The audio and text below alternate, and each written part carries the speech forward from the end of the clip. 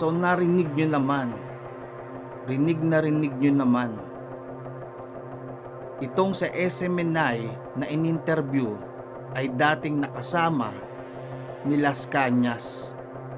So ngayon ay siniwalat niya yung katotohanan dahil siguro hindi na kaya o hindi na ayaw niya nang ipagpalit ang prinsipyo niya para sa pera o sa pera ng bayan na ginagamit ng ilang politiko upang gamitin sila para sirain o mandurog ng tao, katulad ng ginagawa nila kay Tatay Digong at kay BP Sara. So putok na putok nga yung issue na si BP Sara naman daw ang promotor ng patayan o ng pagkitil sa Davao. Kasi dati parang napapanood ko tong si Las Cañas, umaattend nga ng hearing yan, hindi masabi o hindi maging accurate yung sinasabi niya, kaya hindi yata yan pinakinggan. So parang napahiya. So ngayon ginamit na naman siya ulit para ipang-atake kay BP Sara. At dito malinaw na malinaw, sinabi naman ng ini-interview na babae na may koneksyon o may impluwensya itong mga attack dogs na si Trillanes at si Las Cañas kay FL Lisa at kay Tambaluslos. At syempre nga daw, pinsan nito si Mar Rojas. So siniwalat na talaga. Ngayon mga Pilipino, hindi pa ba kayo magsasalita ngayong tumama lahat ng mga nangyayari? Talagang napakagulo. At ang balita ko ha, yung ICC nung December pa lumapag sa Pilipinas. So kung nakalapag yung ICC o ilang miyembro ng ICC, ibig sabihin nakapag-imbestigan sila ng palihim. So sino ang lumalabas na nagpapasok dito? Si FL Lisa, si Lisa Marcos daw. Ngayon, yung issue sa loto kay Milyonaryo, sino ang nakadikit dito? Si FL Lisa na naman. At dito naman sa PI na kung saan binababoy at ginagawang katarantaduhan yung mga pera ng mga Pilipino sa tax at binibigay dito sa mga kongresista para lang maipalakad itong pirma sa PI. Kaya ngayon, ramdam na ramdam ko kung bakit galit na galit at pinaglalaban ni Tatay Digong na wag matuloy ang PI. Yan pala yun. At isa sa mga ikinashock ko lately lang, nung binalikan ko yung mga videos ni Maharlika. Kasi eto sabihin ko sa inyo, hindi ako palagi kasing nanonood kay Maharlika. So hindi ako fan or hindi ko nagugustuhan yung mga videos niya. So kaya nung diniscuss ko to nung nakaraan, parang in all out, parang binigyan ko to ng criteria base sa analysis ko kung saan nag-update ako pagkatapos ng video ng discussion sa baba. So putol-putol kasi loko-loko yung video ko na yon, yung mahaba. So sa baba niligyan ko siya ng percent na 20 yata o 30% yung pagiging accurate. So dahil nga researcher ako at hilig ko ang tumimbang Kasi alam niyo naman, bubuo ako ng mga theory, bubuo ako ng ano hanggang sa maging accurate at maging totoo base sa supporting info, data. Ganoon ako pagka sa history. So nai-apply ko siya sa politics. Kaya ganun ko hinimay yung kay Maharlika. So ngayon, binalikan ko yung mga videos niya, syempre para makita ko kung umaangat ba o natatantusan, nagiging accurate ba yung mga nasimulan niyang videos. Ngayon ako na-shock.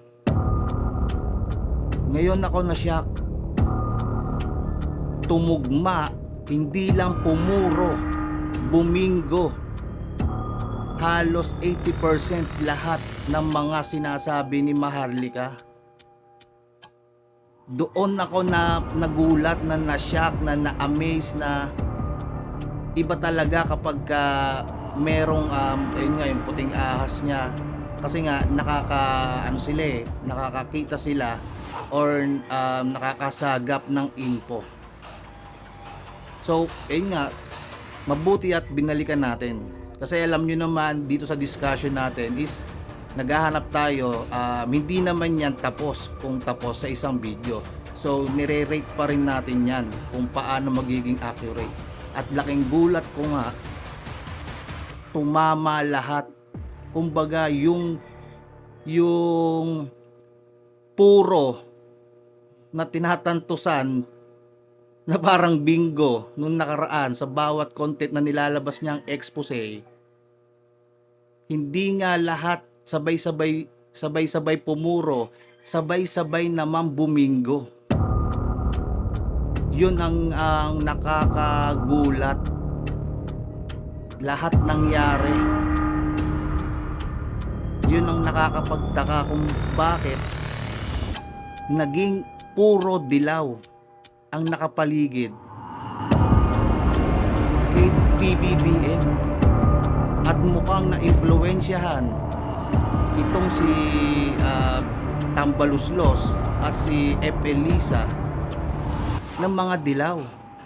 At mukhang sila pa ang reign at hari at pumoposte bilang pangulo. Ang hirap kasi magbigay ng accurate na opinion.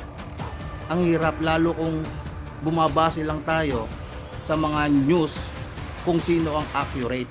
So wala kasi tayong source katulad ni Maharlika.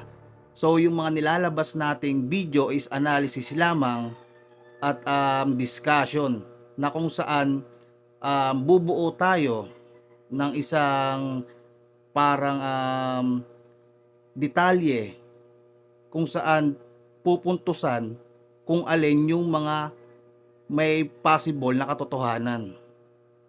So kaya naman naiwan natin yun ng hindi kompleto at hindi ganon ka-accurate. Kaya nasabi natin na hindi yun kapanipaniwala.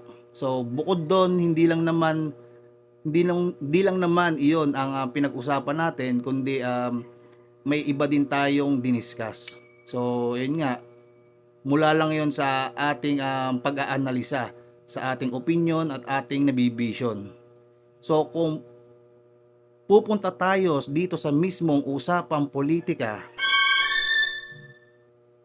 kitang-kita kung gaano biglang lumawak ang lamat at ang sira. Naging biglang magulo na para bang virus na kumalat sa isa hanggang napalibutan na, hanggang sa nabulok na lahat. Kaya nakakaawa si Tatay Digong at si BP Sara. Talagang pinuputakte. At dito nga sa unang nating video kanina, si Trillanes pala ay ini-sponsoran pa ng US. So dahil hindi natin natuloy yung kanina sa haba ng discussion, dito sa karugtong, siniwalat nga nitong babaeng influencer na dating nakasama nila sa mga bigayan na ganyan, na galing nga sa pera ng bayan, etong si Las Cañas ay talagang bayaran. At malamang sa malamang daw, si F. Elisa at si Tambaluslos ang umahawak dito. Ano ang malaking dahilan kung bakit nila ginagawa yan? Dahil nga dito nga daw sa nung nakaupo si FPRRD, nakita naman natin na natenga si BBM noon. Walang ibang ginawa kundi maghabol sa pagkapanalo, na nadaya daw siya. Ngayon, syempre, wala siyang ginagawa kasi 6 years yun eh. 6 years na nakaupo si Pangulong Duterte noon. So, tenga ng 6 years si PBBM. So, in-apply nga daw siya o dinidigahan nitong si F. Elisa, si Tatay Digong, na iupo muna si PBBM sa Agri. Ngayon, tinabla nga daw ni Tatay Digong at kumonekta din yon sa sinabi ni Tatay Digong nung isang araw sa prayer rally nila, na kaya nga daw hindi niya inappoint o hindi siya pumayag sa kagustuhan ni Lisa sa offer sa kahilingan na iupo sa Agri, dahil nga daw bangag. So lahat ng mga hindi accurate na napaikutan nating discussion nung nakaraan, lahat tumumbok ngayon, buminggol lahat, sabay-sabay nagkatotoo. Kaya naman talagang pati ako nagulantang. So ngayon natin masasabi na accurate na at talagang mapapatotohanan na natin to, kasi 80 to 90% accurate lahat eh. Tumama talaga, as in tumama lahat ng nangyayari, kumonekta, at wala namang ibang magiging dahilan kundi sila.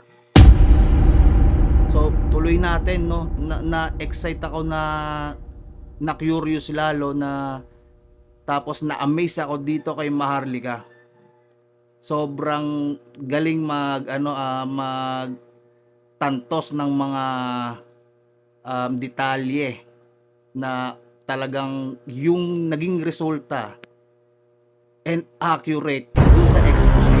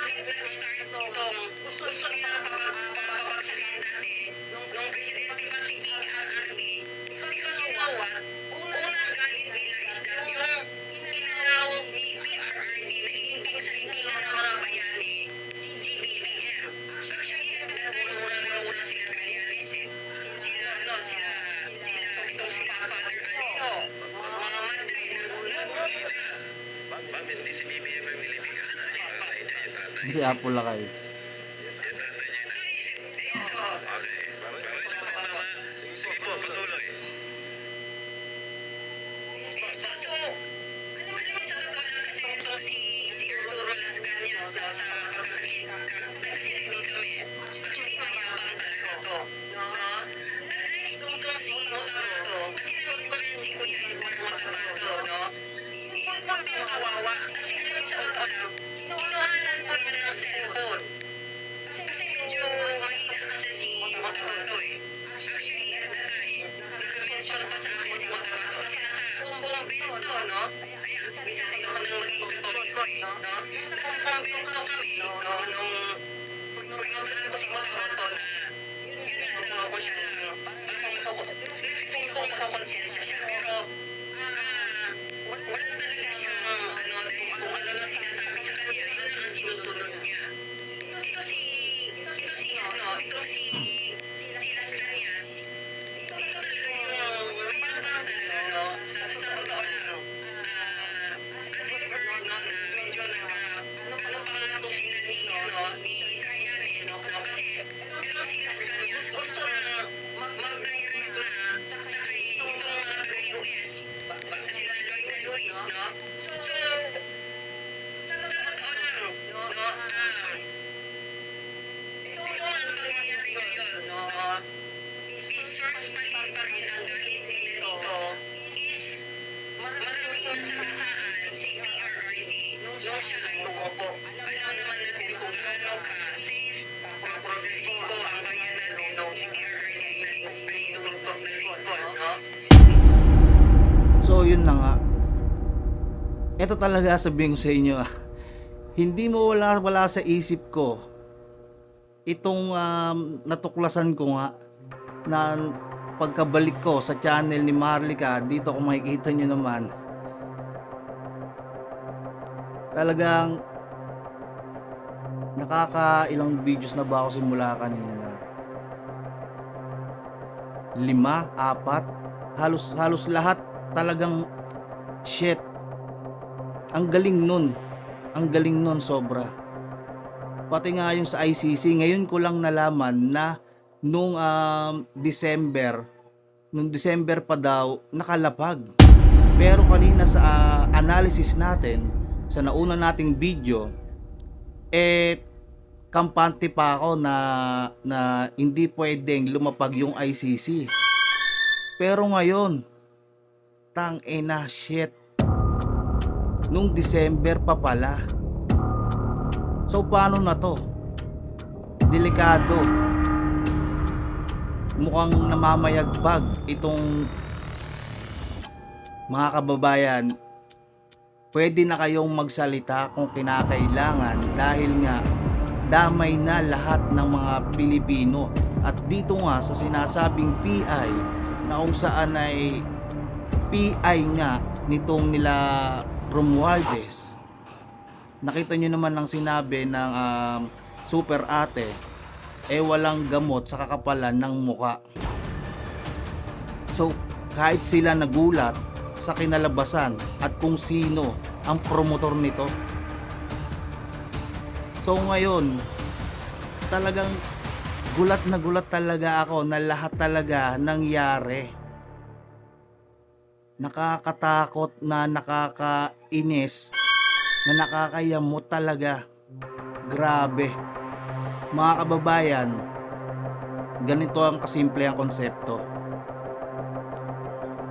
Apektado ang bawat Pilipino dahil pera ng bayan at meron silang binabago para maging magulo.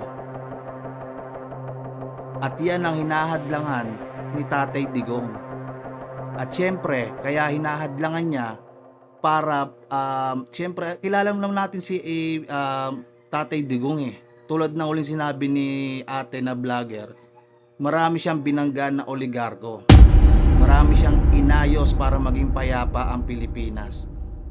Ngayon, sa paggawa niya ng gantong mabubuti, ang sinusukli sa kanya, mga paghihigante, na ang ginawa lang naman ni Tatay Digong para sa ikakaayos ng lahat, hindi lang ng iilan. So binabalikan siya ng mga natabla niya, yung mga nakakaraan at yung mga nasagasaan nga daw. So napakahirap nun. Grabe yun.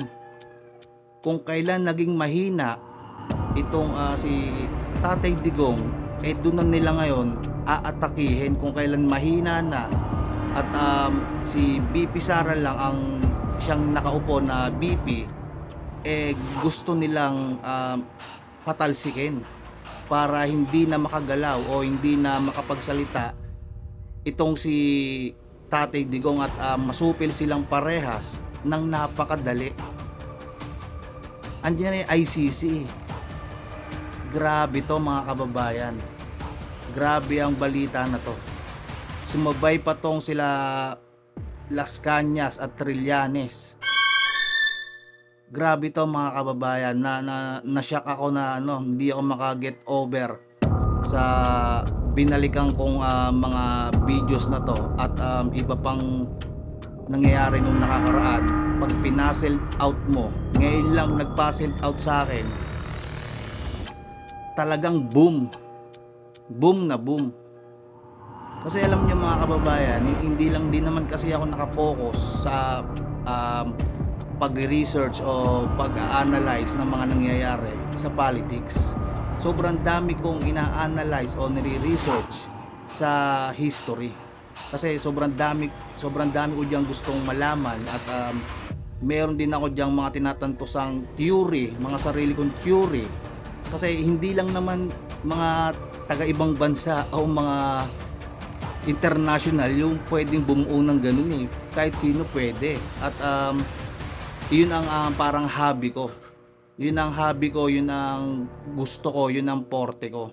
So, dito nga medyo na-late ako ng pag re-review ulit at pagbalik sa mga nakakaraang ginawan natin ng analysis.